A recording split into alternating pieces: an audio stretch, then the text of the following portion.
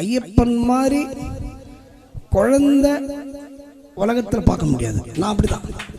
நான் வந்து ஜீரோ. நான் ஒரு காலத்தில் -0ன்னு வச்சுக்கோங்க. ஃபினான்ஷியலி எல்லாத்துலேயும் பச்சையாக சொன்ன போனால் ஒரு பிச்சைக்கார வீரமணி ராஜுவாக இருந்தேன். அப்போ ராஜு தான்.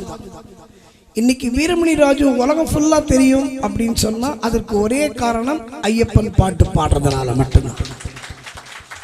நான் செலிபிரிட்டியோ சினிமா ஸ்டாரோ கிடையாது. ஆனால் அந்த ஐயப்பன் பாட்டை பாடினதுனால எங்கள் குடும்பத்துக்கு கிடைச்ச மரியாதை இன்னைக்கு வீரமணி ராஜு உலகம் ஃபுல்லாக தெரியும். அதனால நான் காலர் தூக்கி விட்டுக்க முடியாது. ரிமோட் அவன்கிட்ட இருக்கு. பிடிக்கலன்னா டப்புன்னு சேனலை மாற்றிட்டு போயிடுவான். இவாளுக்கு ரோஜா பிடிக்கலன்னா அன்பே ஆர்வீரை மாற்றிக்கிறது, அது மாதிரி பண்ணுற இடம். அது மாதிரி அவன் மாற்றிட்டு போயிடுவான். இந்த பகவான் நாமத்தை சொன்னால்